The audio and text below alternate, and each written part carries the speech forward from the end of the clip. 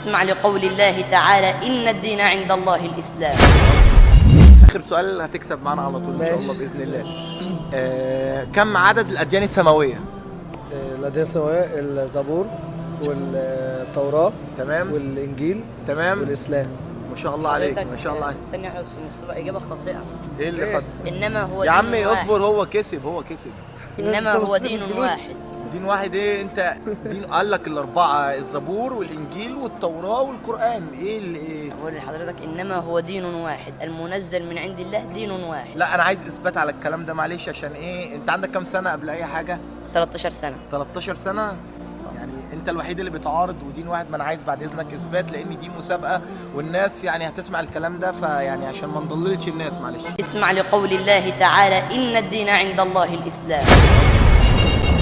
فإنما هو دين واحد، فما نزل على نبي الله موسى ونبي الله عيسى ونبي الله إبراهيم فهذه شرائع وليست أديان. فنبي الله موسى دينه الإسلام وشريعته التوراة، ونبي الله عيسى دينه الإسلام وشريعته الإنجيل، ونبي الله إبراهيم دينه الإسلام وشريعته الحنيفية.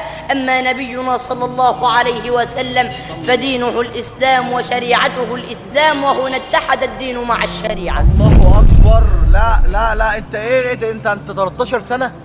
أيوة. الله اكبر. لا بعد اذنك كده امسك كده. امسك بس انت، امسك انت اللي كسبت. جاوبت ايه؟ الله اكبر. إنما هو دين واحد. طب يعني انا وكما تعلمت من فضيلة الشيخ الدكتور محمد حسان أن الدين عند الله الإسلام. قال الله حكاية عن نبيه نوح لما قال: وأمرت أن أكون من المسلمين. نبي الله إبراهيم: وإذ يرفع إبراهيم القواعد من البيت وإسماعيل ربنا تقبل منا إنك أنت السميع العليم. ربنا واجعلنا مسلمين لك ومن ذريتنا أمة مسلمة لك وأرنا مناسكنا وتب علينا إنك أنت التواب الرحيم. نبي الله يعقوب: ووصى بها إبراهيم بنيه ويعقوب: يا بني إن الله اصطفى لكم الدين فلا تموتن إلا وأنتم مسلمون. نبي الله يوسف: أنت ولي في الدنيا والآخرة توفني مسلما وألحقني بالصالحين. نبي الله سليمان: إنه من سليمان وإنه بسم الله الرحمن الرحيم ألا تعلوا علي وأتوني مسلمين.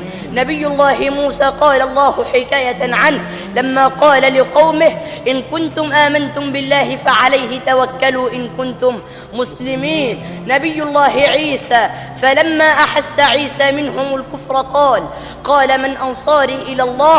قال الحواريون نحن أنصار الله آمنا بالله واشهد بأننا مسلمون. الجن المسلم وأنا منا المسلمون ومنا القاسطون، فمن أسلم فأولئك تحروا رشدا وأما القاسطون فكانوا لجهنم حطبا.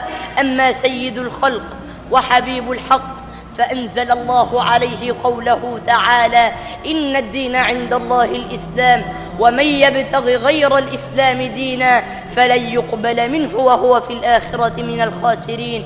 فهو دين واحد. الله اكبر. انا اسمك ايه؟ عبد السلام محمد. عبد السلام. يا عم ده انت احسن من خطبة الجمعة. حبيبي ربنا يبارك الله اكبر فيك. عليك. انت على كده بقى المفروض تخطب بالناس. أنا أساسا خطيب جمعة من وأنا عندي 9 سنين. من وانت عندك 9 سنين؟ الحمد لله. الله اكبر الله اكبر. لا انا يا ريت الناس كلها تقتدي بيك يا ابني.